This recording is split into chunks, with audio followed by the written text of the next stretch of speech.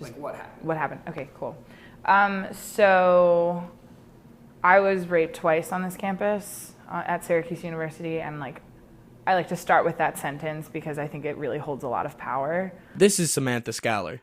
She is a junior viola performance and music history double major from just outside of New York City. She studied abroad in Strasbourg last year and traveled to 17 different countries.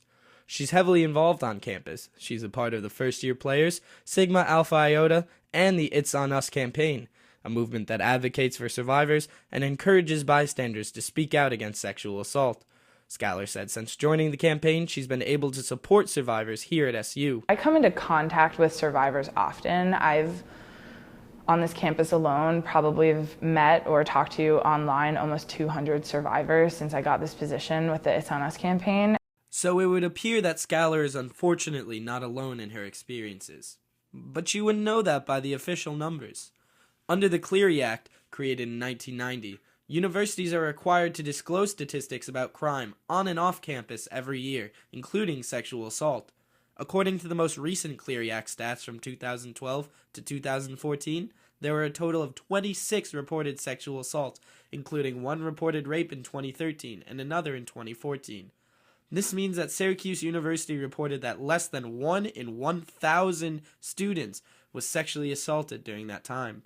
A survey from the Association of American Universities published last September says 23% of college females will experience some sort of unwanted sexual contact. Syracuse is not the only school with low Clery Act stats, however. Schools like Cornell and Lemoyne also have similar statistics. So why is there a discrepancy? What is that discrepancy? Why is there a discrepancy? I would say it's not necessarily a discrepancy per se. This is Sheila Johnson-Willis, the interim Title IX coordinator for the university.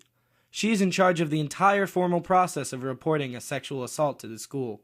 It seems confusing that she would say there's no discrepancy, but one possible explanation is that people just don't report their attacks.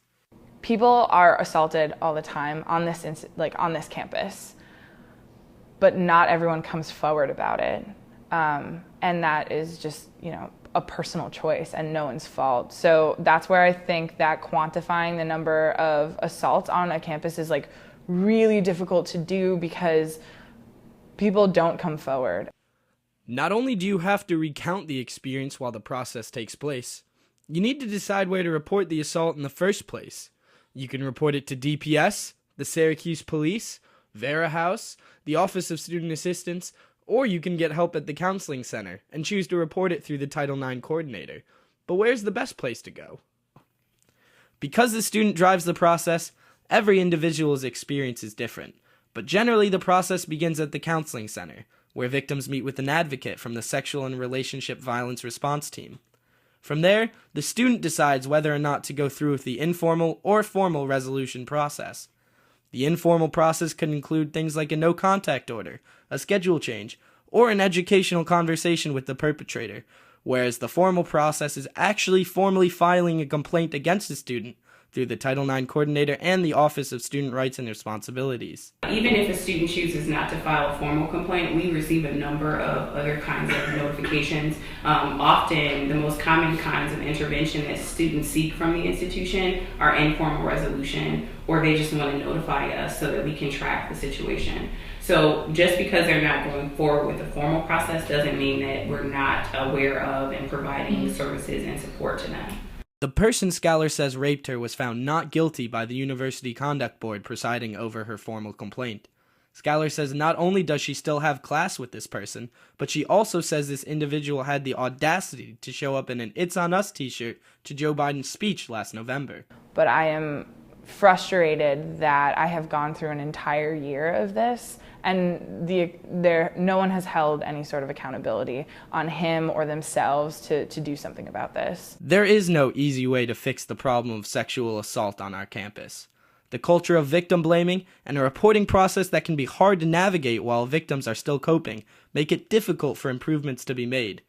The reality is that it's on us, both the students and the administration, to create change for the future of Syracuse University, a future Scaler says she still believes in. Yeah, I would still come to Syracuse because I want to make it better, because I work at a children's camp and I get emotional talking about this. Some of my campers, this is their number one school, and I want to make it as safe of a place as possible. So I would absolutely choose Syracuse again, just so I could create a safe environment for those kids. Reporting for the Citrus TV I-Team, I'm Josh Rosenblatt.